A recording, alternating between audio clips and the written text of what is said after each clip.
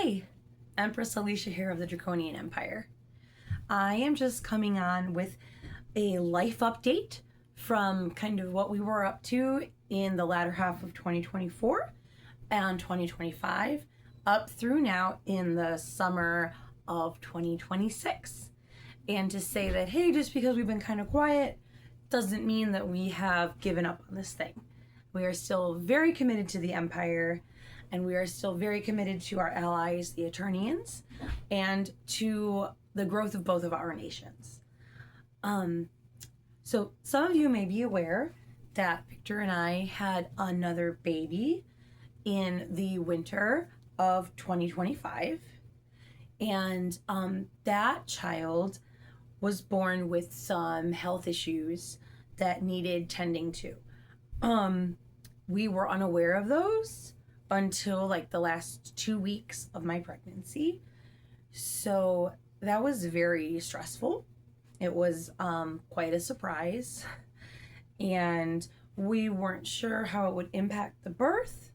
We weren't sure if the baby would have to be hospitalized, if I would have to be hospitalized. We did end up having a successful home birth.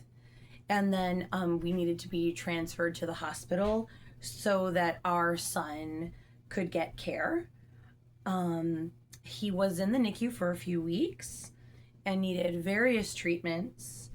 It was very, very stressful, but ultimately he came home with us the last week of January, and we had to continue watching him and monitoring him for the first few months of his life. But thankfully, those issues all seem to be behind him, and he is doing very well now and has been for a long time. He's over a year old now. And he has been a wonderful, happy addition to our family. And when we brought him home, all of our other kids were fighting over who would get to hold him. And it was really sweet. And a really happy close to what was a very stressful time. And for me, as the birthing mama, I have had one other baby in the NICU before our first child, but none of our other children have required NICU care. So this was a pretty significant challenge, emotionally as well as physically, for me and us to navigate, because I was having to travel back and forth to the hospital every day. And of course, I wasn't getting to spend all of the time with my new baby that I would have liked to. But he is good now. So that is what is most important. But it was a very, very challenging time, and we really weren't sure how things were going to go, when things would get better. It was a time of a lot of confusion. So that's part of the reason why we were pretty quiet during that period in the winter of 2025. In spring of 2025, Victor had started a new job, and I was still in school. And then in the summer, Victor started more hours at that job, which was a good thing for our family, helped us stabilize things. I was still in school, which was not part of the plan originally. So I was still in school through the summer and then into the fall of 2025 as well. I ended up having several injuries, which took a long time to heal. I sprained my ankle in a parking lot, which was awful. I took another fall in the house. I had pulled a pectoral muscle in the late summer. Just a lot to try and recover from. That's not even all of it, but that's just some of it. And being somebody who already has chronic pain issues, that really made things more complicated for me. And in the in the later winter into early spring of this year, 2026, I started a new position at a community health center. I am currently working as a case manager, which ties in really well already with a lot of the things I had done for my small business. I was already doing like emotion regulation techniques and life coaching and things of that nature. So I get to bring all of that background into what I'm doing with clients now at the community health center. That's been a good thing for our family as well. And now we're actually getting ready to send our kids to a private school for the first time this year. We're going to try that out and see how it goes. It's going to be a big change from us, or for us, from homeschooling. But I think with the change of like me being in school and me working, and then Victor also working, the kids just don't have as many social opportunities as they used to. And especially with some of them being teenagers now, it seems more important than ever. So they're pretty excited actually to try out school and see how it goes. And as we are, like I said, moving through the summer and kind of like gaining our footing again after a lot of setbacks, only some of which I've spoken about in this video, we have also been spending some time at our local farmers markets. And just a few days ago, we got some beautiful summer tomatoes, some locally made organic sourdough bread, some bok choy, some organic local raspberries. All of these things are local to Ohio. We got some grass-fed butter, and we were making plans to rejoin our herd share that we have. We used to be a part of, and we haven't been for a long time now.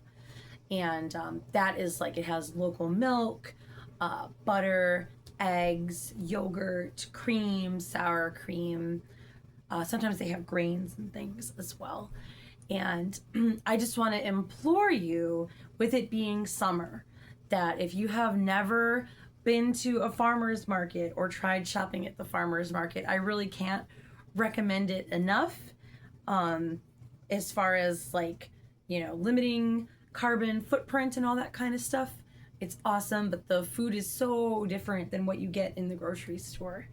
And as Draconians, we really value like handmade, artisan skills, local food, self-sustainability, and community. And all of those things happen at a farmer's market.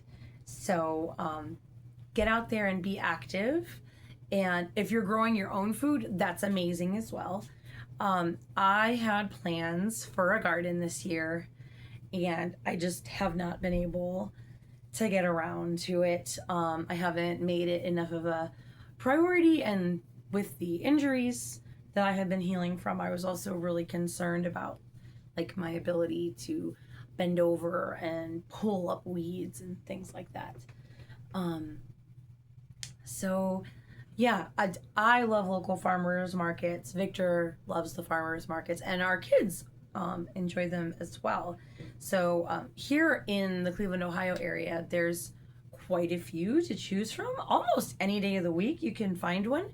Depending on where you're watching from, that may not be the case, but it's certainly something that you can either look up on the internet, or if you have local groups, like for local cities or towns near you, I'm sure people will have recommendations for you.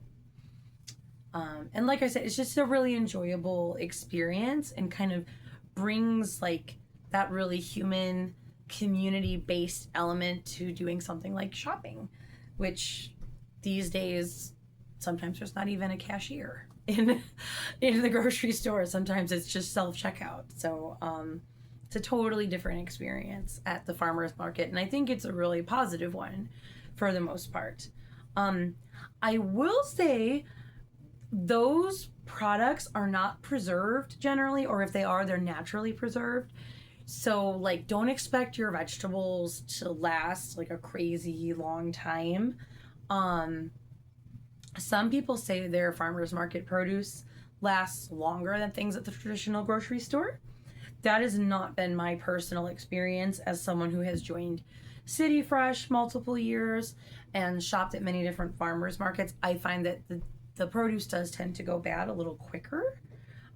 So that's just something to keep in mind if you're new to shopping in this way. And this is a perfect time coming into late summer. That's one of the most abundant times to shop at the farmers market. Tomatoes, peppers, cucumbers, usually all those like great summer veggies, and even some early fall fruits are like coming in season right around now, like August into September. It's one of my favorite times of year to go shopping at the farmers market. And then later in the fall, there will be lots of like squash and like brassica family vegetables, like maybe cabbage, broccoli, cauliflower, kale, things like that. So don't think just because summer will be over soon that there won't still be plenty to buy at the farmers markets. There definitely will be, pretty much until winter time is usually how it works over here. And even in the winter, we do still have like the Shaker Square Farmers Market, the West Side Market, maybe a couple other markets that are still open. The Coit Road Farmers Market, which is a little smaller here in the Cleveland area. But yeah, I just really want to encourage people to shop local, especially with this cyclospora outbreak. And I have heard that the grocery stores may be facing some supply chain issues in the near future. So it's never a bad idea to have a relationship with a farmer if you're not growing your own food already. And there's no reason you can't do both. Lots of people grow their own food and also shop at the farmers markets. And if you know how to preserve things, which is a very worthwhile skill to learn, then you can really take advantage of the bounties of the season and either can, jar, freeze, or use a freeze dryer too, to create like powders and things like that. I personally don't know how to can yet. It's a skill I would like to learn. I have done some jarring and I've done like quick pickling methods, but those methods still require refrigeration. And I've made kefir before and yogurt and things like that, but that does require some refrigeration as well. So I don't know any like long-term preservation techniques other than just freezing things, but those are some things I would like to learn. And we would love to hear from our friends, our viewers, our allies. You know, what has summer had in store for you? How has summer been going? Have you been learning any new skills that can help you and your community be more resilient? What ways are you maybe trying to give back to your community, or are you trying to strengthen yourself and your community in these very, very trying times for many people? It's very obvious that we are in a recession, if not a depression, and we will likely need to rely on each other to get through it. And so I think the stronger you can make yourself and your neighbors, the better. And that's our long-term vision as well, is to bring strength and resilience to our communities and hopefully eventually to the world at large. It's been great chatting with you all. I would love to hear from you. Feel free to ask any questions or share anything you would like to below. If you know anything about long-term preservation methods, I am all ears, because I would love to preserve some of these gorgeous tomatoes. And really some of the greens and the garlic, just lots of things. It's the best time of year, if you ask me.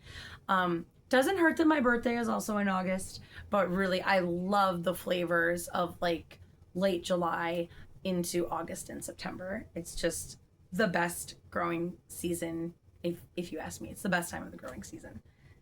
Talk to you all later. Bye.